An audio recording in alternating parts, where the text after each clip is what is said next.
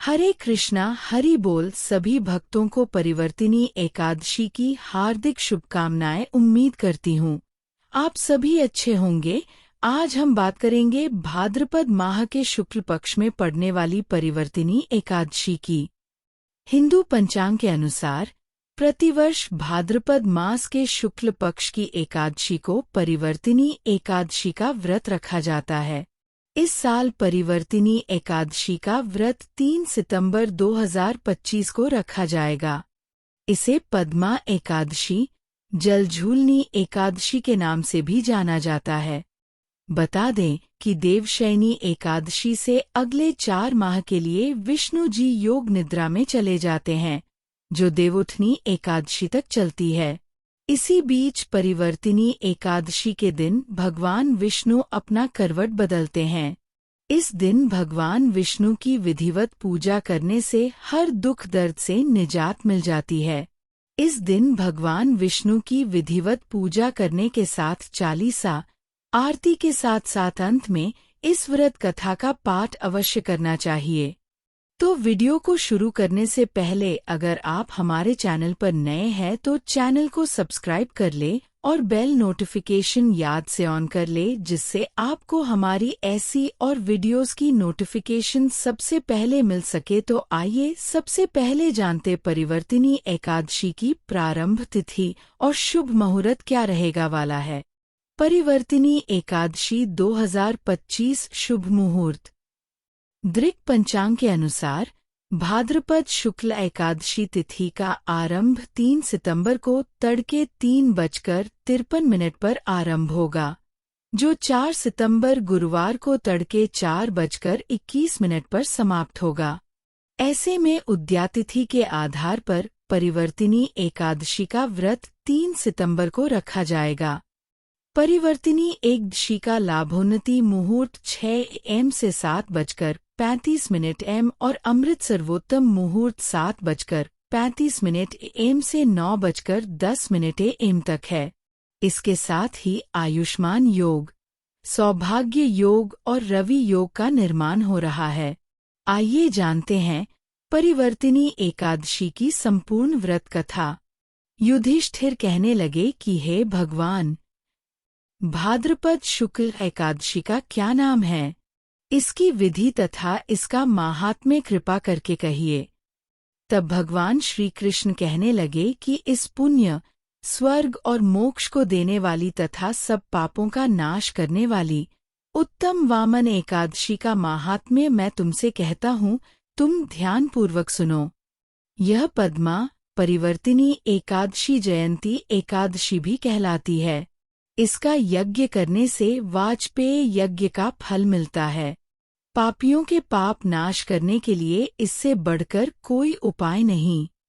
जो मनुष्य इस एकादशी के दिन मेरी वामन रूप की पूजा करता है, उससे तीनों लोक पूज्य होते हैं। अतः मोक्ष की इच्छा करने वाले मनुष्य इस व्रत को अवश्य करें। जो कमलनयन भगवान का कमल से पूजन करते हैं, वे अवश्य भगवान के समीप जाते हैं।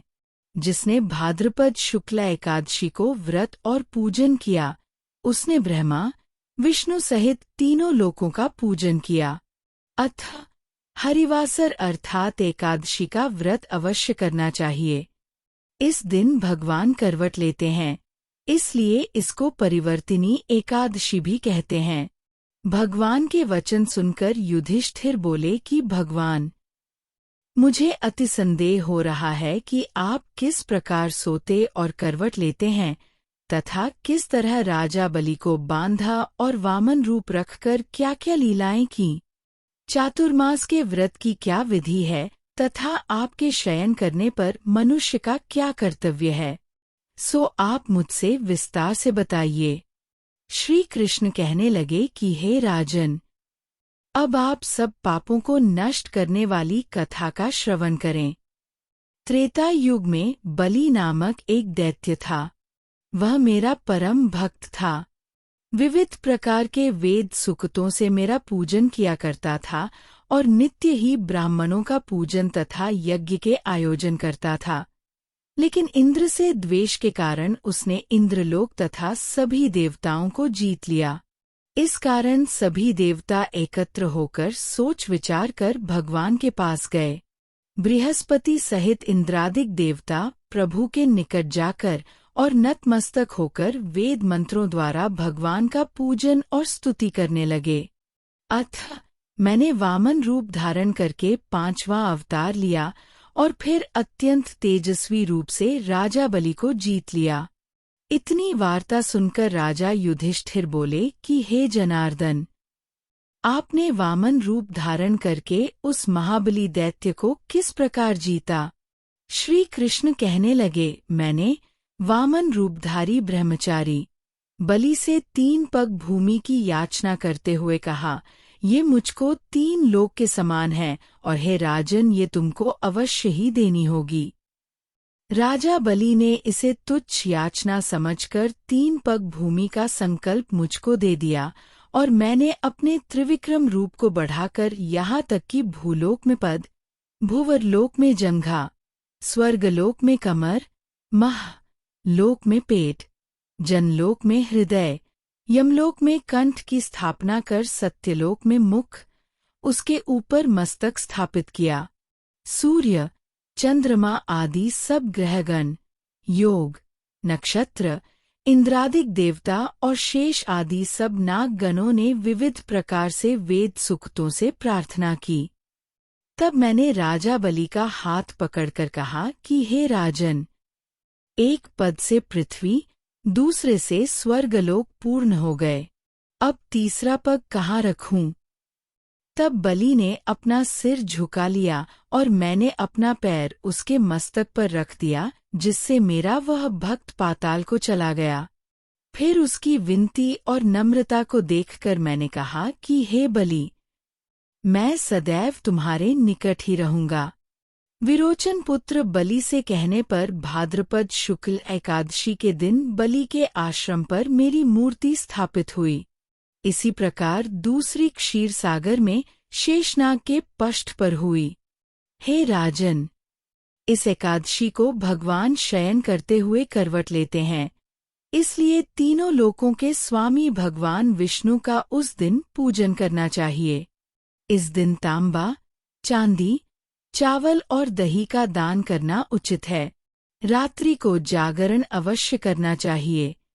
जो विधि पूर्वक इस एकादशी का व्रत करते हैं, वे सब पापों से मुक्त होकर स्वर्ग में जाकर चंद्रमा के समान प्रकाशित होते हैं और यश पाते हैं। जो पापनाशक इस कथा को पढ़ते या सुनते हैं, उनको 1000 अश्वमेध यज्ञ का फल प्राप्त होता है।